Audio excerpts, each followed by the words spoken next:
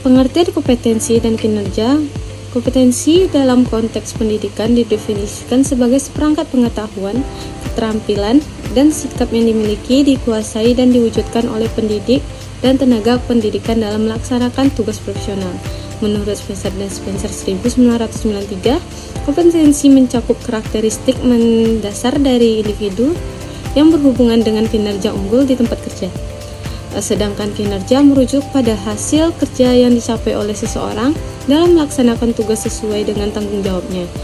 Kinerja guru misalnya dapat diukur melalui aktivitas, proses pembelajaran, ketercapaian tujuan pendidikan, serta proses respon peserta didik terhadap metode yang digunakan. Pendidik dan tenaga kerja pendidikan atau PTK merupakan dua kompetensi inti yang menentukan keberhasilan institusi pendidikan. Guru sebagai pendidik tidak hanya berperan sebagai penyampai materi, tetapi juga fasilitator, motivator, dan pembimbing dalam proses belajar mengajar. Sementara itu, tenaga pendidikan seperti kepala sekolah, pustakawan, dan staf administrasi bertanggung jawab pada kelancaran operasional dan manajerial sekolah. Kompetensi pendidik dan tenaga kependidikan. Kompetensi guru mengacu pada UU nomor 14 tahun 2005 dan Permendiknas nomor 16 tahun 2007.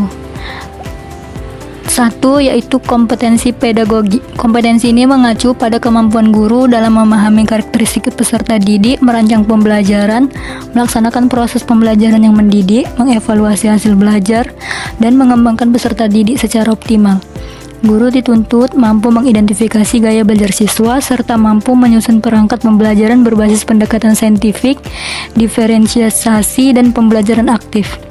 Yang kedua ada kompetensi profesional, merupakan kemampuan menguasai materi pembelajaran secara luas dan mendalam, termasuk substansi keilmuan serta metodologi pengajaran.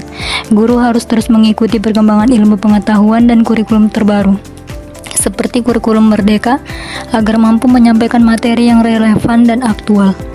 Yang ketiga ada kompetensi kepribadian, menyangkut kepribadian yang mantap, berintegritas, berakhlak mulia, dan menjadi teladan bagi peserta didik. Guru dengan kompetensi kepribadian yang baik mampu menjadi panutan dalam bersikap jujur, disiplin, dan bertanggung jawab.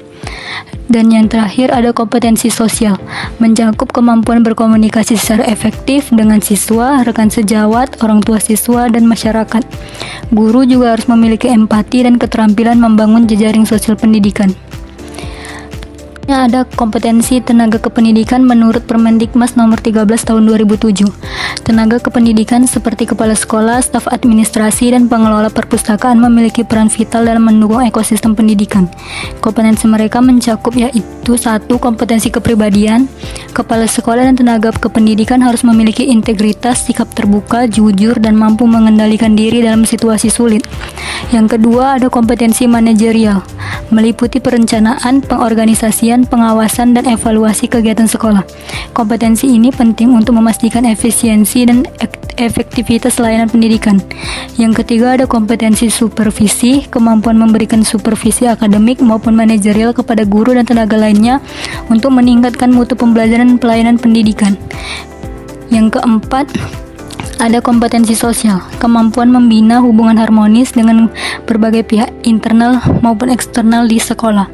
Dan yang terakhir ada kompetensi kewirausahaan, mendorong inovasi, pengembangan sumber daya sekolah, serta membuka peluang kerjasama dengan pihak eksternal guna mendukung kemandirian lembaga.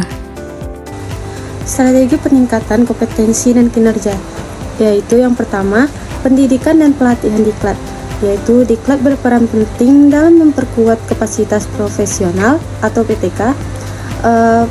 Program seperti pendidikan profesi guru atau PPG, pelatihan manajemen sekolah, pelatihan TIK, serta pelatihan kurikulum Merdeka menjadi instrumen utama pembaruan pengetahuan dan keterampilan guru dan staf sekolah.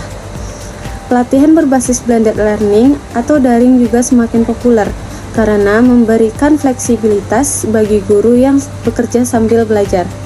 Yang kedua yaitu pengembangan keprofesian berkelanjutan atau PKB. PKB meliput kegiatan refleksi dan sistematis yang dilakukan oleh guru dan tenaga pendidik untuk meningkatkan kualitas diri.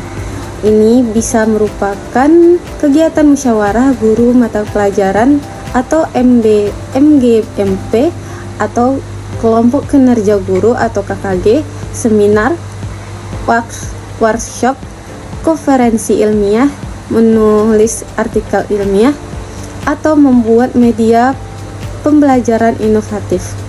Yang ketiga yaitu sertifikasi dan pendidikan lanjutan.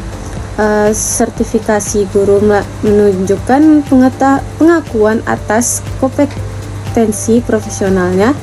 Program pasca sarjana juga sangat membantu dalam mengembangkan wawasan dan keahlian mendalam pada bidang pendidikan tertentu, baik untuk guru maupun kepala sekolah.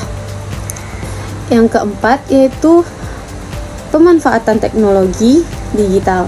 Transformasi digital dalam pendidikan menurut guru dan tenaga kependidikan menguasai platform teknologi pendidikan.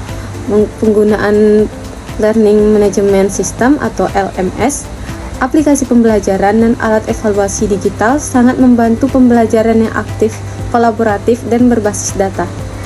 Yang kelima, supervisi dan penilaian kinerja. Supervisi oleh kepala sekolah atau pengawasan guru bertujuan memberikan umpan balik dan motivasi untuk memperbaikan kinerja. Penilaian untuk mencakup observasi kelas, wawancara, telah perangkat pembelajaran, dan penilaian profesional lainnya.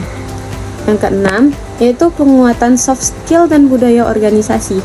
Kecerdasan emosional, kemampuan komunikasi, manajemen waktu, kepemimpinan, dan etika kinerja menjadi aspek penting dalam pengembangan sumber daya manusia di bidang pendidikan.